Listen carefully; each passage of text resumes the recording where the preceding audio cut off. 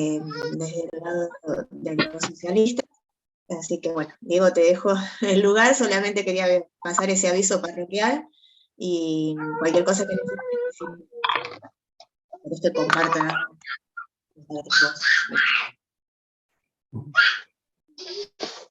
Bueno, hola. Hola chicos, ¿cómo andan? Somos 37, sí, 35 alumnos. Bueno, sí, lo que decía Nora es que hoy no van a poder corroborar si están... Alguien tiene un micrófono abierto y hay niños gritando. Pero, pero todo bien. No les peguen a los niños, sino apaguen el micrófono nomás. Hoy no van a poder corroborar si están matriculados o no, porque la PEDCO no funciona por la medida de fuerza de la gente que la administra. Así que recién van a poder comprobar mañana eso y van a ver, bueno, los que no estén matriculados, ver cómo lo pueden solucionar. ¿Sí? Bueno, antes de empezar la clase, hoy es 4 de abril, para todos los que de alguna manera ejercemos la docencia, sobre todo en la provincia de Neuquén, es un día muy especial. O sea, hoy hace 15 años que en una protesta por salarios, por mejora de la educación pública, hubo una represión y fue asesinado un docente que estaba participando en la protesta. El derecho a huelga y el derecho a protestar es un derecho constitucional, no se puede reprimir, la represión nunca está bien, y las consecuencias de la represión a veces son devastadoras e irreversibles. Así que bueno, siempre es importante recordar ese hecho, acompañar a los compañeros docentes de ATEN y a la familia de Fuente Alba en su pedido de justicia completa. Y bueno, nada, eso, solidarizarnos con esa... Hoy no hay clases en la secundaria, en la primaria, debido a este hecho, bueno, desde acá hablo en nombre de toda la cátedra, pero especialmente en el mío, digamos, nos solidarizamos ahí con la protesta de Aten y con su pedido de justicia y de memoria para Carlos Fuente Alba. Yo no sé si estamos grabando ya. No, tenés que poner a grabar vos, así te queda el archivo en tu compu. ¿Dónde está? No podés, igual lo hago. ¿Dónde está la opción? ¿Por qué no la tengo yo? Porque lo abriste vos, capaz que no me sale a mí la opción. Me parece. Me parece que como lo abriste vos, Fernanda, no me sale a mí la opción. No, pero vos estás como aula 7. A mí me aparece, no sé por qué, pero yo... grabar soy muy boludo. ¿Encontraste? Sí, perdón. Bueno, ahí está. Recording in progress. Soy una señora grande y estas cosas. Sí, se me complica. Bueno, ahora sí, yendo directamente luego del recordatorio de la fecha, yendo directamente al tema que nos convoca, hoy tenemos el práctico 3, que trata fundamentalmente sobre Marx, y después tiene algún salpicadito por otros clásicos, otros economistas clásicos. Ustedes, como están, ya pudieron ver el práctico, pudieron resolver algo, quieren que tengamos, digamos, una charla con ustedes de las preguntas del práctico, o quieren que vayamos viendo pregunta por pregunta, pero la idea es que ustedes participen, digamos. Como a usted le quede más cómodo, profe, yo no tengo problema. Ya, casi todos vieron el práctico, casi todos pudieron resolverlo. Sí, profe, yo lo tengo acá. Muy bien, Laura, qué aplicada. ¿Alguien más?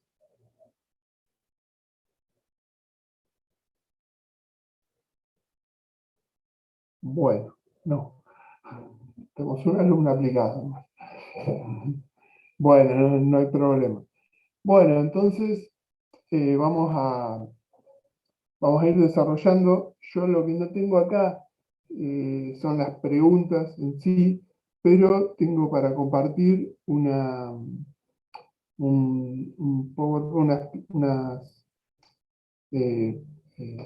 plantillas de PowerPoint en las que fuimos desarrollando el práctico, así que ahí más o menos vamos contestando las preguntas. Yo voy a poner compartir pantalla con eso y voy a ir hablando por sobre la filmina. La idea es que ustedes me vayan preguntando a ver qué es lo que no se entiende y eso, y vamos así avanzando en el práctico, y luego tenemos ahí una especie de autoevaluación, tenemos un cuestionario, un pequeño cuestionario para que ustedes desarrollen, ¿sí? Como el otro día. A ver, compartir pantalla.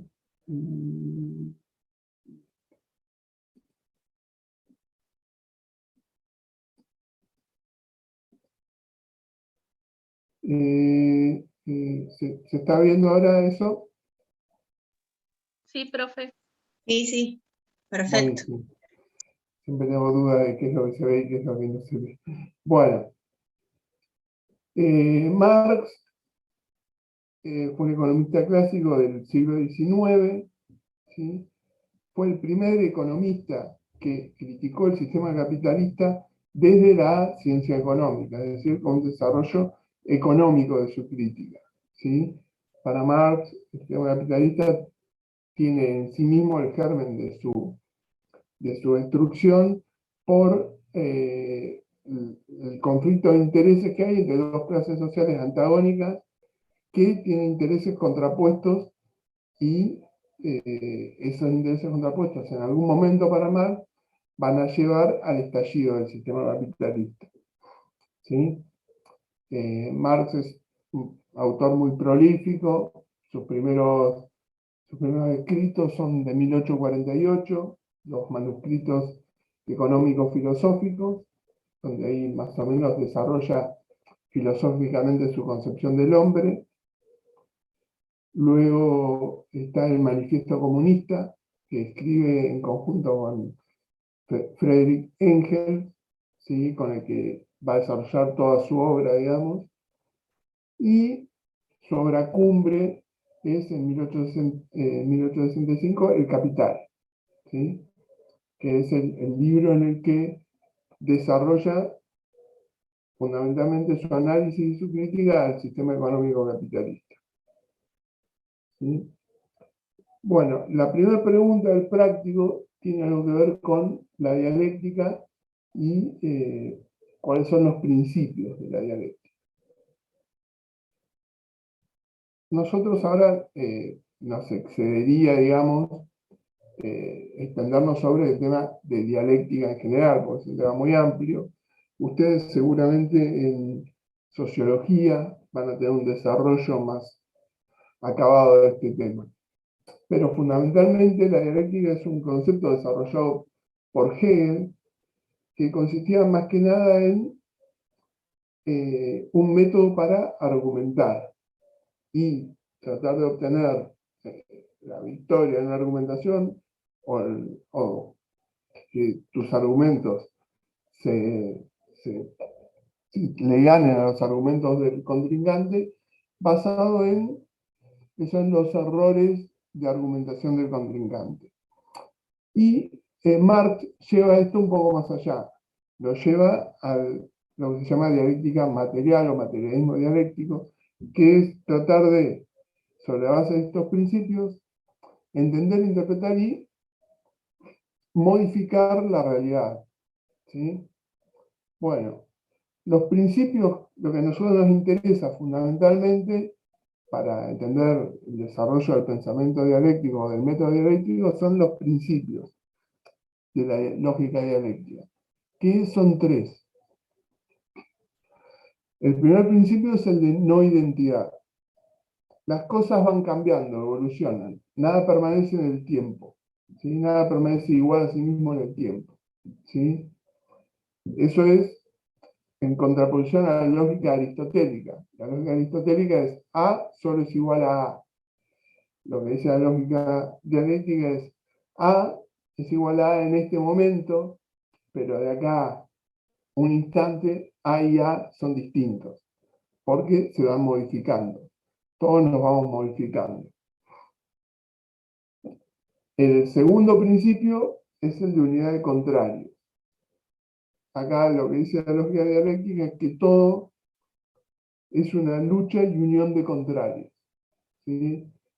La vida es vida y muerte, el día es día y noche, la sociedad es un continuo convivir y luchar de clases sociales con intereses enfrentados, ¿sí? Toda vida es lucha de intereses contrarios, ¿sí? ¿Me van siguiendo hasta ahí? Profe, no entendí la de unidad de contrarios. La unidad de contrarios lo que dice es que todo ente, toda cosa, inclusive una sociedad, es producto de una unidad y lucha de intereses contrarios que conviven y luchan entre sí. ¿Sí? Y da ejemplos, digamos, biológicos. La vida es vida y muerte, el día es día y noche, y la sociedad tiene intereses o clases sociales que van conviviendo y luchando entre sí para prevalecer. Y todo, la sociedad es producto de la unidad de esos contrarios. Esa lucha al mismo tiempo es unidad, porque conviven luchando. ¿Sí? Ah, bien, gracias, profe. Estamos. Bueno, y el tercer principio es el principio del proceso dialéctico, que en función de la lucha de contrarios se produce un cambio, pero ese cambio no es lineal, sino que es más global, es un cambio más acabado. Lo que dice es que, por ejemplo, de una idea, de una realidad, a la que Marx llama tesis, surge su contrario, su idea contraria, su realidad contraria, su postura contraria, que es la antítesis, y de la lucha y unidad de estas dos surge una tercera idea que sería la síntesis, que es un complemento de ambas dos. ¿Sí? De ambas dos está mal dicho, es un complemento de ambas. Es un chiste que hacíamos siempre con mi hermano, lo de ambas dos. Perdón. Es un complemento de ambas. Es decir, vos tenés la tesis, la antítesis, y de la lucha y unidad de estos dos contrarios surge una tercera postura superadora de estas dos, es la síntesis. Obviamente, como todo es un proceso dialéctico, esa síntesis va a ser una tesis de un futuro proceso dialéctico. Lo que hoy es una conclusión superadora, mañana va a generar su idea contraria, y de la conclusión superadora de hoy, que era una síntesis, ha pasado a ser una tesis, surge su antítesis, y de esas dos va a surgir una tercera síntesis. ¿Sí? Y así va el proceso dialéctico hasta la eternidad, porque las cosas van cambiando y no paran de cambiar nunca. ¿Se entiende? Sí, profe. Bueno, eso es más o menos la idea que tenemos que tener de la dialéctica. ¿Sí? Otro de los aportes de Marx, que también está desarrollado ahí en el práctico, es lo que se conoce como materialismo histórico. ¿Sí? Para Marx dice que el hombre en el desarrollo de su vida va a tener relaciones sociales con otros hombres, relaciones sociales que escapan a su voluntad. Estas relaciones son las que Marx llama relaciones de producción. ¿Sí? Entonces, Marx dice que las relaciones de producción son el motor de la historia de la humanidad. Y él lo ejemplifica, digamos, con tres conceptos. El concepto de infraestructura, que dice que en determinado momento de la sociedad los hombres disponen de ciertos medios de producción. Estos medios y técnicas de producción son la infraestructura social. ¿Sí? Esos medios y técnicas de producción determinan unas relaciones de producción. Las relaciones de producción son fundamentalmente cómo los hombres producen y cómo se distribuyen lo producido y quién se apropia del excedente. ¿Sí? En toda relación de producción hay una clase social que se apropia del excedente. Justamente esta clase social que se apropia del excedente va a generar una forma jurídica, moral, religiosa, ideológica, filosófica, que justifique esa apropiación del excedente y que la haga perdurar. Eso, la forma jurídica, política, moral, religiosa, es lo que Marx llama superestructura. ¿Sí? Básicamente lo que dice Marx es que lo que ocurrió primero, por ejemplo, es que una persona ocupó un terreno. Ocupó un terreno, lo alambró o lo cercó, y luego de que esa persona tuvo la ocupación real del terreno, surgen los derechos de propiedad. ¿Sí? Pero que lo que primero pasa es la ocupación real del terreno. Primero es la estructura. El tipo ocupando, marcando un territorio y diciendo esto es mío. Y después la superestructura, un título de propiedad. Pero surge después. Entonces Marx dice que los cambios económicos, los cambios en la historia de la humanidad se producen más que nada por cambios en las relaciones de producción. ¿En qué grupo pasa a tener el poder del excedente? Dice Marx que durante el feudalismo el excedente lo tenían los nobles, ¿sí? La clase noble era la que se apropiaba sobre todo de las joyas y todo lo que vino de la conquista de América, ¿sí? Y los nobles, asimismo, en las aldeas medievales, comenzaron a ver unos artesanos que hacían productos de lujo, productos suntuarios que le vendían a los nobles. Estos artesanos, ¿sí? Empezaron a ser los que recibían el excedente. ¿Sí? El excedente empezó a surgir ahí en el comercio.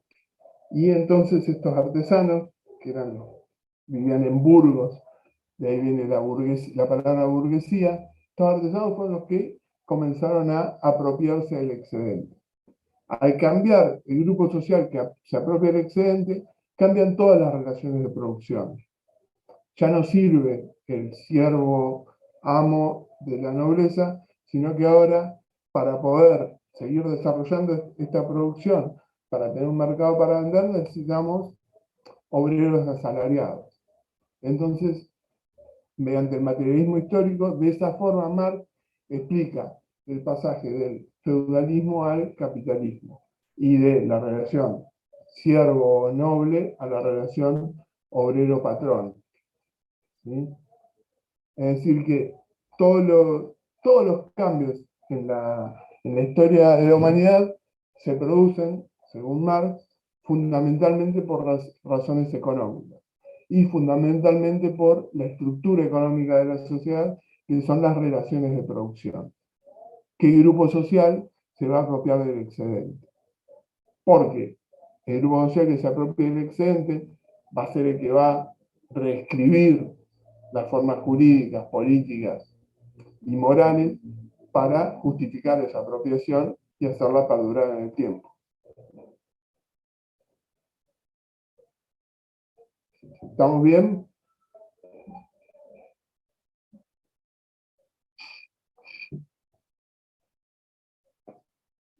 ¿Se entendió?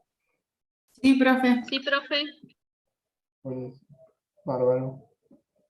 Bueno, ya después es una pregunta que ya va al análisis económico del capitalismo por parte de Marx. Marx es un economista clásico. Para Marx, el valor de los bienes va a estar dado por la cantidad de trabajo acumulado que poseen.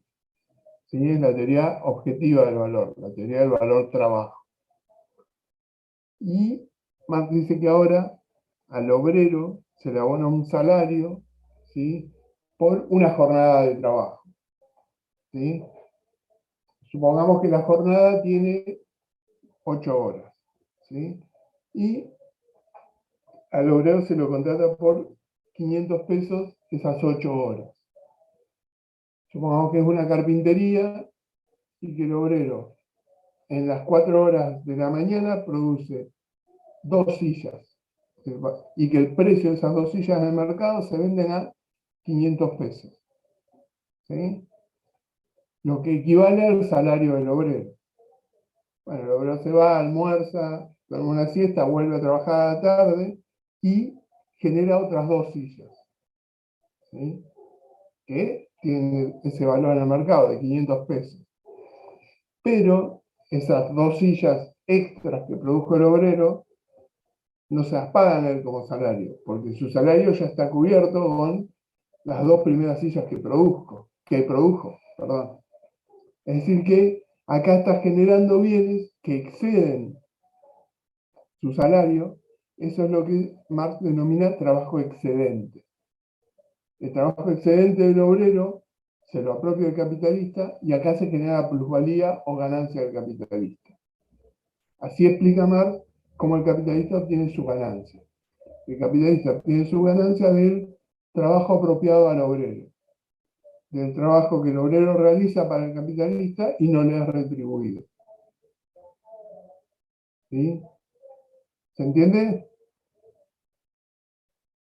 Sí, profe, está claro. Bien. El concepto de plusvalía es un concepto que podemos ver claramente en el mercado, digamos. Por ejemplo, cuando Messi pasó al PSG, ¿sí? El pase era, no sé, no me acuerdo ahora, pero ponele 30 millones de euros y me quedo corto. Bueno, no sé, ponele 30 millones de euros. Bueno, la primera semana, luego que Messi había firmado el contrato, en la primera semana el PSG vendió camisetas oficiales, ¿sí?, con el número de Messi, con el 30, por el equivalente al contrato que había firmado con Messi. Es decir, Messi, que tiene un salario astronómico, igual le genera plusvalía a su empleador. Su empleador gana más con Messi que lo que a Messi le paga. Es decir, que el concepto de plusvalía va más allá de qué salario tengas, ¿sí? Siempre el patrón, el capitalista, va a obtener una plusvalía, no importa cuál sea tu salario. Por eso también, digamos, un trabajador de comercio cobra menos que un trabajador petrolero.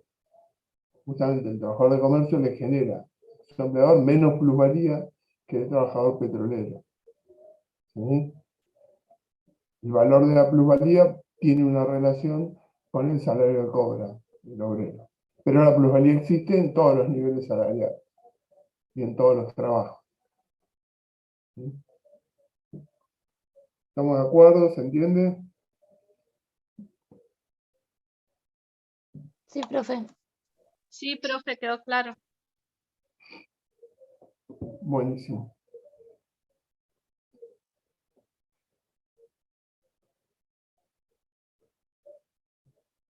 Bueno, otro de los conceptos que Marx desarrolla es el concepto de composición orgánica del capital, ¿sí?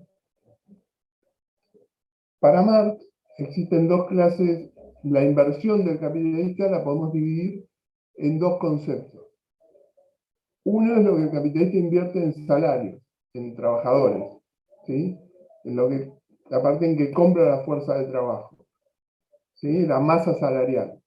Para Marx, la masa salarial es la parte variable de la inversión, porque gracias a esa inversión se genera más valor, ¿sí? Para Marx, lo único que genera valor es el trabajo. Entonces, la parte del capitalista invierte en fuerza de trabajo, es lo que él llama capital variable. Para Marx, después del proceso productivo, tanto las herramientas, como los insumos, como los materiales, siguen teniendo el mismo valor. El valor de una madera antes de ser silla, un listón de madera, es el mismo que el valor de esa madera en la silla. Lo único que cambió es que la silla tiene más valor porque tiene trabajo humano incorporado. ¿Sí? Lo que hace cambiar el valor es el trabajo humano para Marx. Por eso el trabajo es el capital variable. La madera es el capital constante. Tanto la madera como los clavos, como las herramientas, todos los medios de producción, excepto la masa salarial. ¿Se entiende? Sí, profe. Entonces, tenemos el capital constante, que es todo lo que el capitalista invierte en medios de producción. Y el capital variable, que es lo que el capitalista gasta en salario. La inversión total es capital constante más capital variable. Bueno, Marx establece una relación entre la cantidad de capital constante en el capital total. Esa relación es la que llama composición orgánica del capital. ¿Sí? La llamamos O' o O con una comilla, y es igual a el capital constante sobre el capital total. Capital constante más capital variable. ¿Sí? Eso es lo que Marx llama composición orgánica del capital. Y lo que Marx introduce ahí como novedad, digamos, es que el capitalismo, el fin último que tiene es el de obtener más dinero, más ganancia, incrementar la productividad, y para eso constantemente, o permanentemente, para no utilizar la palabra constante otra vez, permanentemente está invirtiendo en tecnología y buscando la manera de que la productividad se incremente. Esta inversión permanente en tecnología hace que el capital constante vaya creciendo. Y en contraposición, al tener más tecnología, se necesita menos mano de obra. Entonces, a la larga, hay un crecimiento del capital constante y una disminución de la utilización del capital variable. Es decir que, para Marx, en el largo plazo, la tendencia de la composición orgánica del capital es creciente. ¿Sí? La participación del capital constante en el capital total va a ir creciendo a lo largo del tiempo. ¿Se entiende? Profe, ¿podría explicar la composición orgánica? A ver, de nuevo, se escuchó duplicado. ¿Lo explico de nuevo? La ¿Eso fue? composición orgánica del capital. Lo explico de nuevo, bien. Entonces tenemos al capital, que es la inversión que realiza el capitalista. Marx lo divide en dos partes. Capital constante, que es todo lo que es materiales, insumos, herramientas, todo lo que es medio de producción, por un lado, y capital variable por el otro, ¿sí? Que es la masa salarial. Hasta ahí estamos.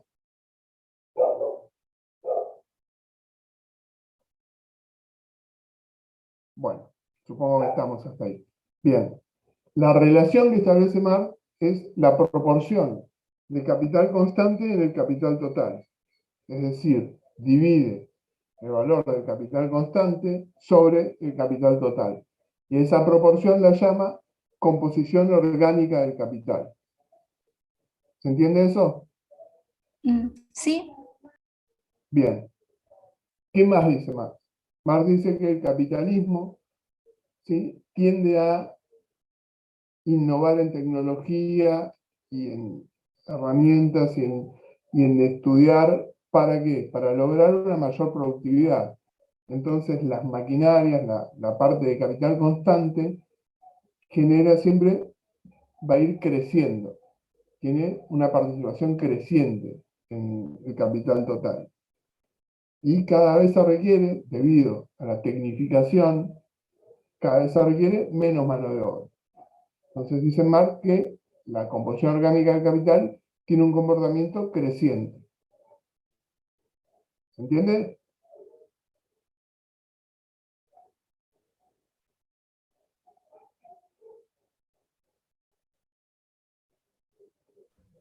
Sí, profe.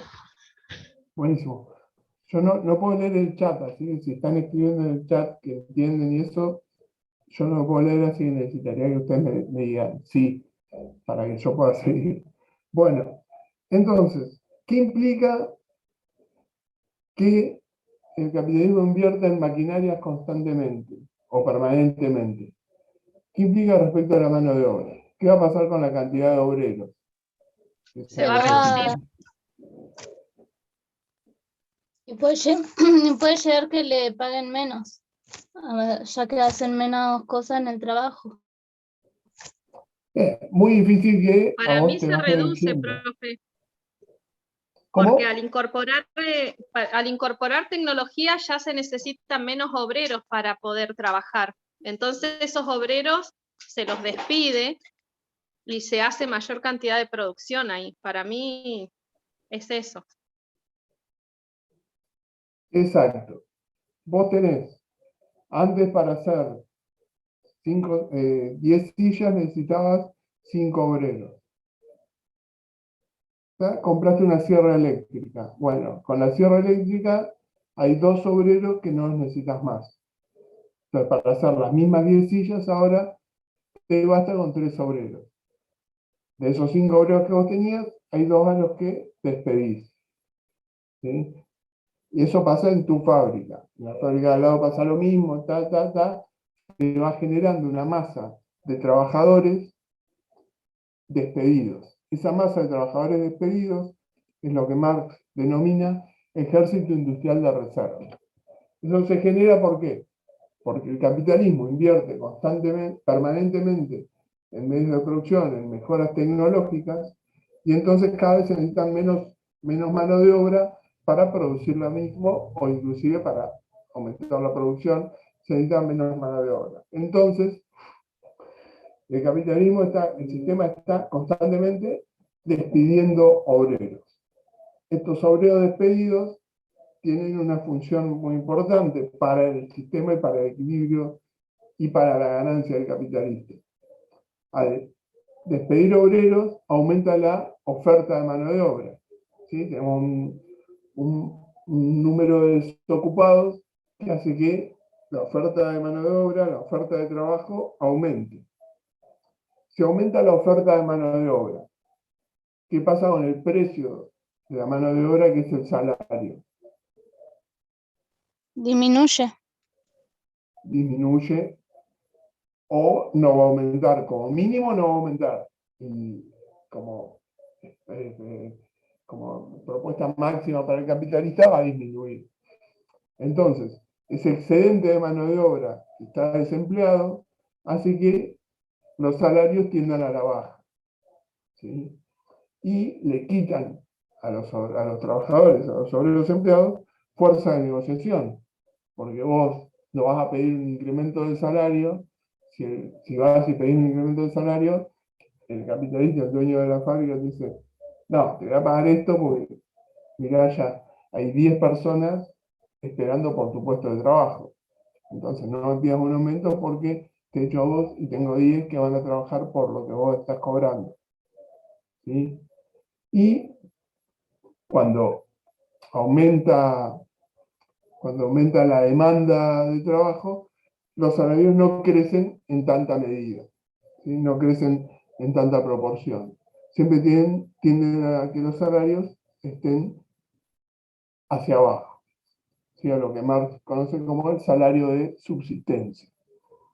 ¿Sí? ¿Cuál es el salario de subsistencia? ¿Por qué el salario de subsistencia?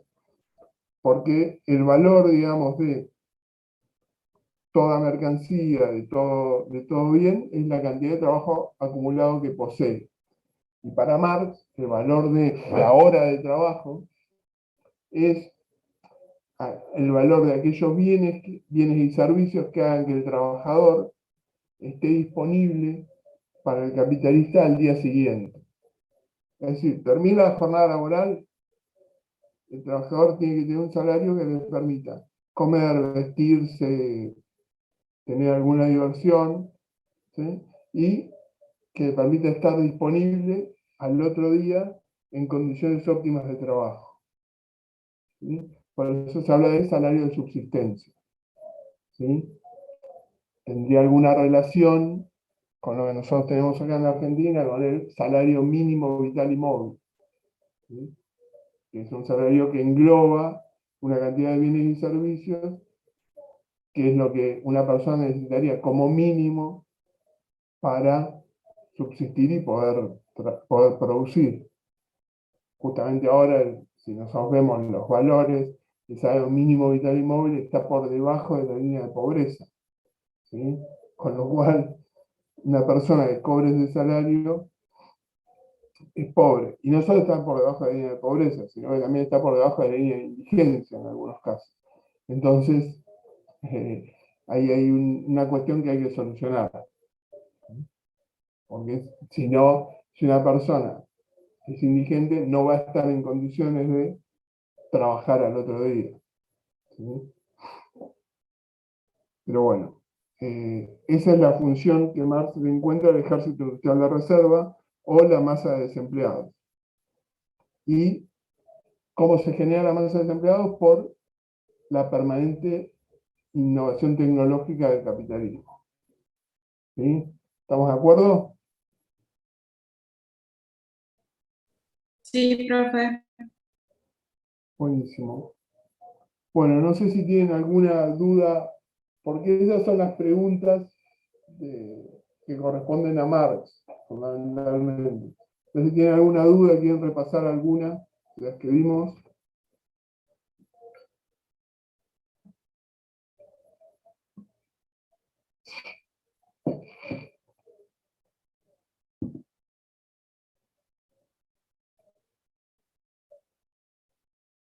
No sé, Fer, si querés agregar algo. No, me parece No, que fue profe. muy clara la exposición, así que si querés damos paso al resto de los autores. Dale, entonces seguimos viaje. Bueno, no sé cómo está en el práctico, supongo que la primera pregunta que continúa es sobre la llamada ley de Malthus. ¿Sí? Bueno, Malthus también fue un economista del periodo clásico que escribió un libro, un libro que se llamó Ensayo sobre el principio de la población, y en ese libro fundamentalmente su hipótesis fundamental es que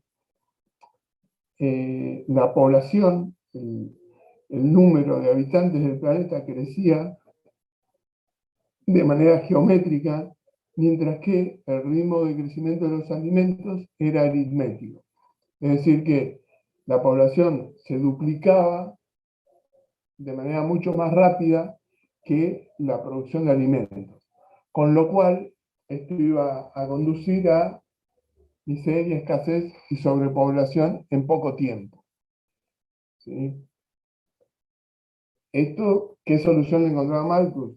Y informativa, ¿sí? Difundir el control de la natalidad,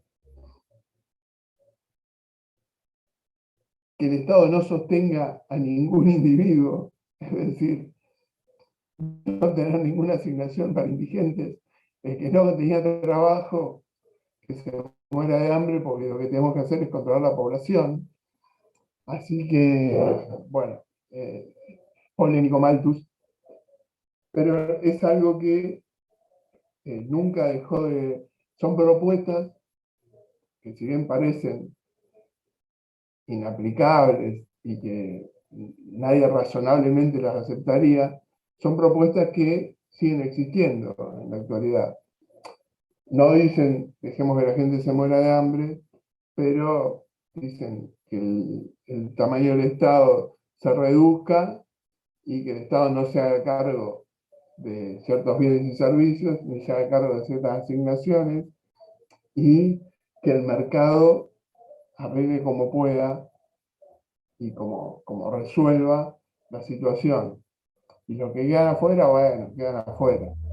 Esta es una propuesta que tiene más apoyo del que uno esperaría en la población, pero existe, digamos. Esas propuestas existen. ¿Sí? Entonces, el aporte principal, digamos, de Malthus, o lo que más escuchamos de Malthus, es lo que se llama la ley de la población de Malthus, que es eso, que la población crecía a un ritmo geométrico, es decir, se duplicaba rápidamente, mientras que la producción de alimentos crecía a un ritmo aritmético, no se duplicaba tan fácilmente. Esto ocurrió porque justo en ese periodo hubo descubrimientos, ¿sí?, que redujeron mucho el nivel de mortalidad. O sea, cuando él hace sus estudios, justo ahí hay descubrimientos médicos, el agua potable, hay mejores condiciones para los nacimientos, qué sé yo. Entonces los niveles de mortalidad se redujeron, mientras que los nacimientos se mantuvieron, la proporción de nacimientos se mantenía, pero la gente se moría menos, ¿sí? Se aumentó la capacidad de vida de las personas, la esperanza de vida de las personas aumentó. Fue justo en ese momento en el que él estaba haciendo sus estudios, por eso tuvo estas conclusiones tan drásticas, ¿sí? ¿Se entiende?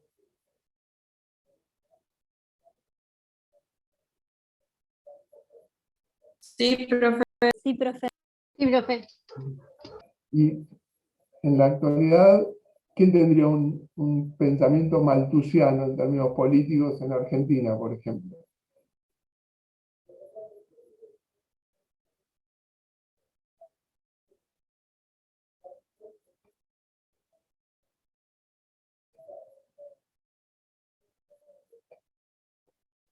No la estamos evaluando, es una pregunta abierta. Para controlar esto, proponer el Estado difunde el control de la actualidad y abolir las leyes de pobres, asignaciones para indigentes, a fin de controlar la población mediante la reducción del número de personas, las que morirían en la indigencia. Sin ser tan drásticos, ¿quiénes tienen una propuesta que ronda con este estilo?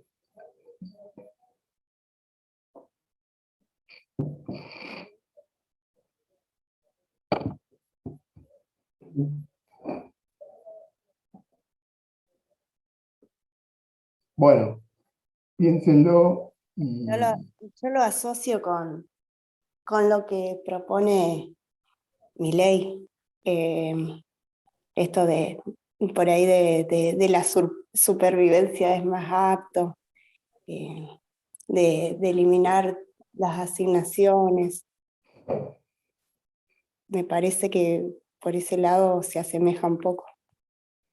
exacto, sin ser tan dramático, sin tener estas posturas así, pero digamos va por ese lado, digamos, el movimiento libertario es la ley del mercado y lo que a cada uno le toque o pueda manotear y que se arregle. Sí. Bueno, vamos con el siguiente. El siguiente es un economista francés, Say, Juan Bautista, Jean-Baptiste, no sé cómo se dice eso, Juan Bautista Say, que es conocido, su libro es el tratado, su libro más conocido es el Tratado de Economía Política, y la versión más extendida de su ley es la de toda oferta crea su propia demanda. Eso que significa que el mercado para él siempre va a estar en equilibrio. Cada bien que se cree ese bien porque existen los recursos y las necesidades para comprarlo. Nada que se cree, nada que se produzca va a producir una acumulación de stock ni nada. El mercado siempre va a estar en equilibrio, ¿sí? Es decir, el mercado naturalmente va a estar en equilibrio. Siempre la oferta y la demanda van a ser iguales. Y además en el pleno empleo, ¿sí? Ese es, digamos, el principio que se deriva de la ley de Say y que sostiene después toda la economía neoclásica. ¿Sí? Obviamente esto fue denostado, fue demostrada la falsedad de esta ley por economistas posteriores, entre esos Marx, justamente. Pero bueno, lo importante es cuál es el enunciado vulgar de la ley de 6. Toda oferta crea su propia demanda. Todo bien que se produce va a tener un comprador. ¿Sí? El mercado va a estar siempre en equilibrio. Entonces, ahí Fernanda me preguntaba si mi imagen está congelada.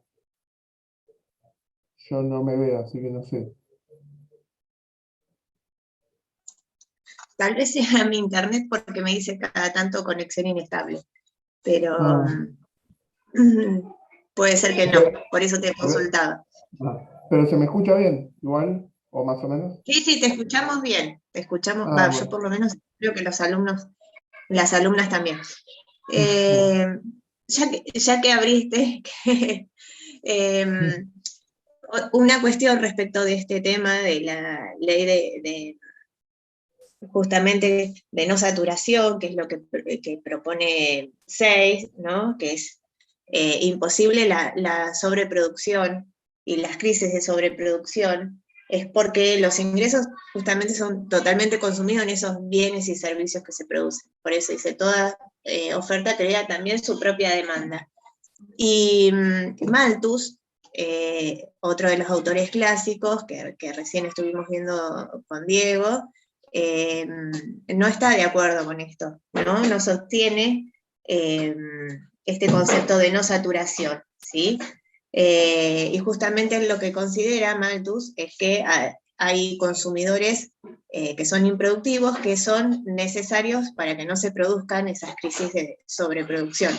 Eso también lo pueden encontrar el desarrollo en el libro, si bien en el práctico no pregunta específicamente por ese tema, es un punto también importante a tener en cuenta. Sí, es verdad, es verdad. Yo, como me enseñé las preguntas del práctico nomás, pero igual de todos modos eso está tanto en el libro como en las clases teóricas de Nora que están a disposición ahí en la web. ¿Sí? Bueno, y el último punto del práctico habla de la escuela económica alemana, ¿sí? Y cuál es, digamos, la postura de esta escuela fundamentalmente. Y digamos que los principales postulados, la diferencia que tiene la escuela alemana con la escuela inglesa es fundamentalmente la función del Estado. ¿Sí? Para la escuela económica alemana, el Estado tiene un papel fundamental en el desarrollo de la economía. Es decir, al principio, la nación necesita un fuerte proteccionismo para desarrollar la industria nacional y protegerla del mercado exterior, digamos, a efectos de que se desarrolle la producción nacional. Una vez que la producción nacional esté desarrollada, recién ahí la Escuela Económica Alemana aconseja abrir las fronteras y abrir el comercio exterior. Al principio, lo que dice es, primero tenemos que fortalecer nuestra economía. A estos efectos tenemos que cerrarnos y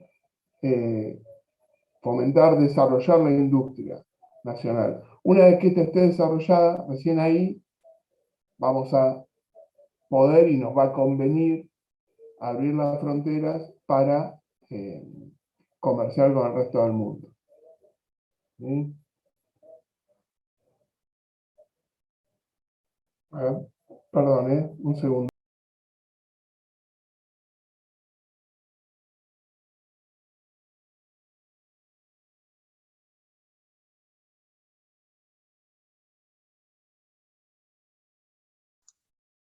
En esta cuestión, y en los desarrollos de Lee, lo que hay que tener presente también era cuál era la situación. Siempre hay que tener en cuenta el espacio y el lugar en que el espacio y el tiempo, perdón, en que se desarrollaron las ideas. Y Alemania en ese momento estaba muy atrasada respecto de Inglaterra.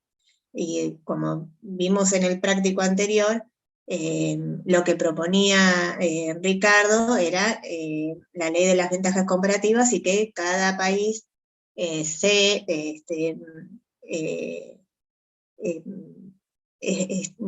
especializa en la producción de los bienes en las que tenía una ventaja, es decir, que tenía costos comparativamente más bajos, y comercialice, importe los otros bienes. Propone el libre mercado. Entonces, desde Alemania, las consideraciones de Liszt tenían que ver con esto. Bueno, en realidad esta situación no es la misma de Alemania. Entonces, para poder competir de igual a igual, en realidad nosotros necesitamos desarrollar primero nuestra industria. Por eso, lo que propone es abolir las barreras aduaneras que tenían internas en ese momento y proteger esa industria.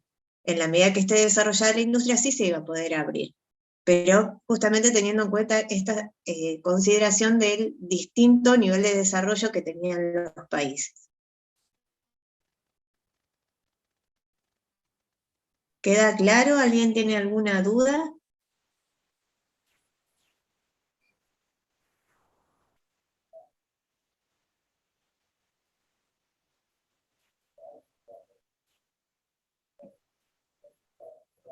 Buenísimo, bueno, ahí como completaba Fernanda el desarrollo, es eso, obviamente. Cada escuela económica tiene un tiempo en el que expuso sus ideas y las desarrolló, y en virtud de ese tiempo, y también de los intereses, digamos, de el autor de esa escuela, digamos, ¿sí? ¿Ah? Pero sí, hay que ubicar siempre las cosas temporalmente. No se pueden extrapolar, digamos, así sin esas consideraciones. Bueno, si quedó más o menos claro, si no hay alguna pregunta al respecto, yo voy a dejar de compartir la pantalla y, ¿cómo se llama? Vamos a compartir ahí un link de un pequeño cuestionario para que ustedes hagan a modo de autoevaluación.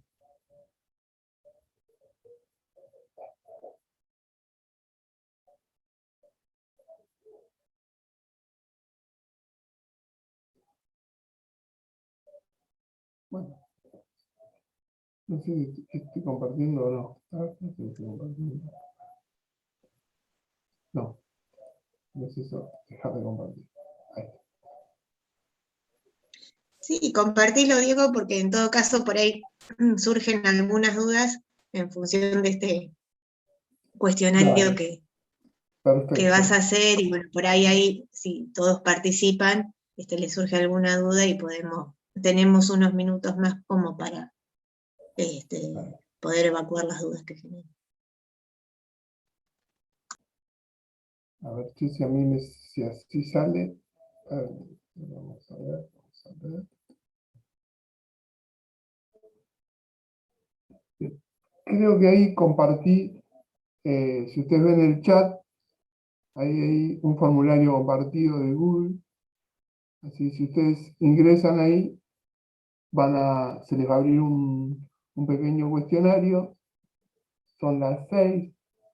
Nos tomamos 10 minutos para hacerlo, 15 minutos, y luego ponemos en común ahí las soluciones. ¿Les parece?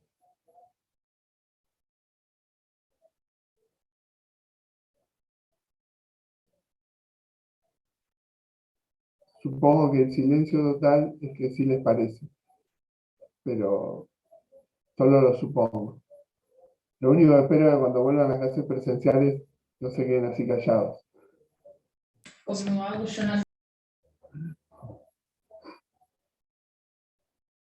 Bueno, entonces nos tomamos 10 minutos para hacer el pequeño cuestionario ese. Avisen si tienen algún problema para abrirlo o algo. Bueno, bien. Voy a acomodar el mate entonces. Mientras.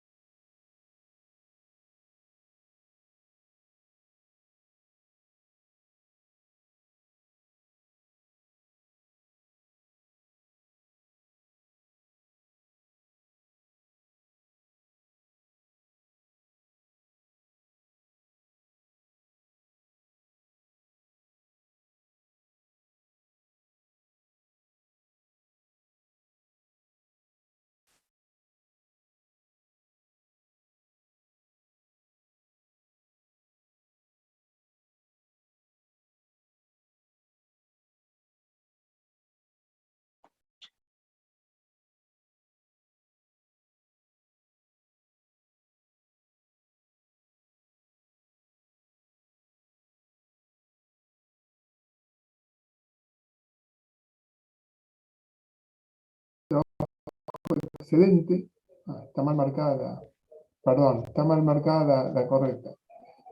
La correcta, aparece la verde, pero es incorrecta esa. La correcta es trabajo necesario y trabajo excedente. Es decir, que hubo 15 respuestas correctas, un total de 26. La respuesta correcta es trabajo necesario y trabajo excedente. Recuerden, el trabajo necesario son las horas de la jornada laboral en la que el obrero genera bienes y servicios por igual valor de su salario. Y trabajo excedente son las horas de la jornada laboral en la que el obrero genera bienes y servicios que exceden ya el valor de su salario. Ya compensó su salario con la jornada, con las horas de trabajo necesario, sigue trabajando y genera un trabajo excedente, que es de donde surge la ganancia o la plusvalía del capitalista. ¿Se entiende?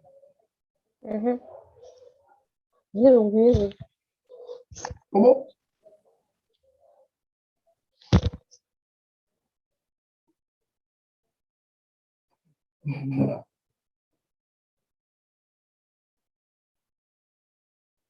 No entendí lo que dijo Agustina. No sé si alguien me traduce. No, nada, me estaba corrigiendo a mí misma, profe. Perdón. Bueno, ¿se entiende entonces? Marx divide la jornada laboral en trabajo necesario y trabajo excedente. ¿Sí?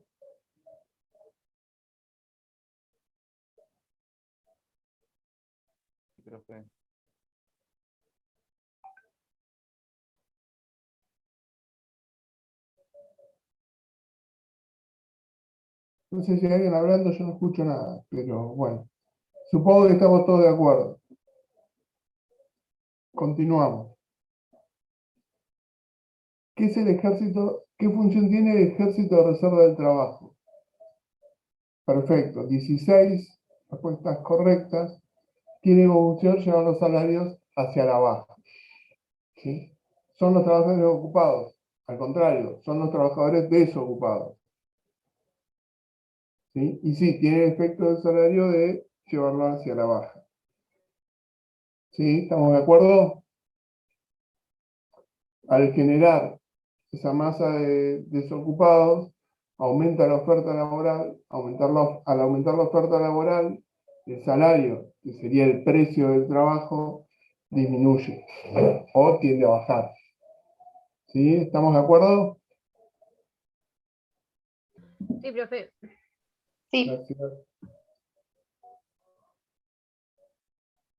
Bien.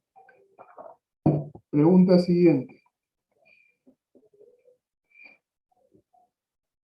Si lo decimos acá.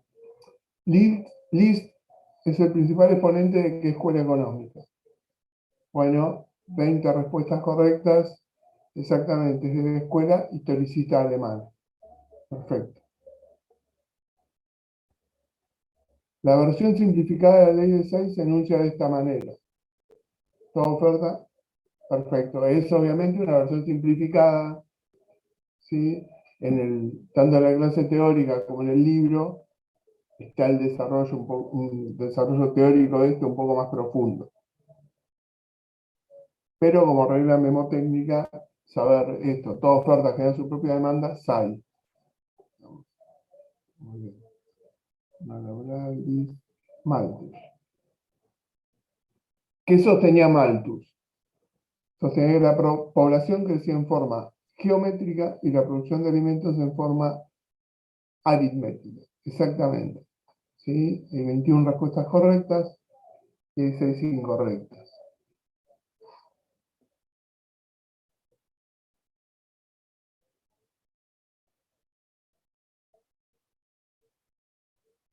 Bueno, en esta prácticamente unanimidad, ¿de dónde surge la plusvalía? Surge el trabajo excedente del obrero. Justamente es la parte del trabajo del obrero que es apropiada por el capitalista. Y ahí surge la plusvalía, que es la ganancia del capitalista. ¿Sí? Bueno, no sé si ustedes tienen alguna duda más, algún comentario más. que realizar. Pausar. Bien. Y vamos a donde. Y tendrías que dejar de compartir pantalla también, que estamos viendo tu WhatsApp. Otra vez. Bueno, no sé. No, ya dejé. Pausar. Dejar de compartir. Ahí está. ¿Viste cómo es? Bueno, Un tema. no sé si alguien tiene alguna duda más. ¿Quiere decir algo antes de que cerremos? Fernanda, si vos querés agregar algo. No, de mi parte creo que se tocaron todos los temas, del práctico se desarrolló completo, y bueno, esperamos la participación de los alumnos y de las alumnas, que el jueves van a rendir el parcial. Así que, bueno, mañana tienen una clase de repaso. Espero que puedan sentarse a desarrollar los prácticos. Este práctico, al igual que el anterior, los dos que son de pensamiento económico, son más bien una guía de lectura, ¿sí? Como para que ustedes tengan en cuenta qué es lo más importante, a qué se puede apuntar en el parcial. Así que, nada, los y las invitamos a resolver los prácticos, y cualquier duda que tenga, bueno, mañana tienen una clase de repaso, y si no, se pueden contactar con nosotros cuando se restablezca el servicio de la PERCO. Una consulta Sí. respecto al parcial. ¿Va a ser a desarrollar o con opciones múltiples? Sospecho que va a ser con opciones múltiples porque es virtual, porque no pudimos acordar para hacerlo presencial, no están dadas las condiciones, dado el gran número de inscriptos en la materia, para hacerlo presencial. Así que va a ser virtual, va a ser del mismo modo de la misma modalidad que fueron las parciales anteriores. Sí, recuerden que tenían preguntas de multiple choice o de verdadero o falso, de interpretación de gráficos, en el caso de frontera de posibilidades de producción puede haber alguna, de hacer algún cálculo y poner la respuesta, pero no de desarrollo en esta instancia. En este primer parcial va a ser virtual como lo veníamos haciendo. Tal vez segundo y tercer parcial sí pueda ser presencial. Bueno, eso después lo vamos a ver. En principio, en esta instancia va a ser virtual y con la modalidad con la que veníamos trabajando.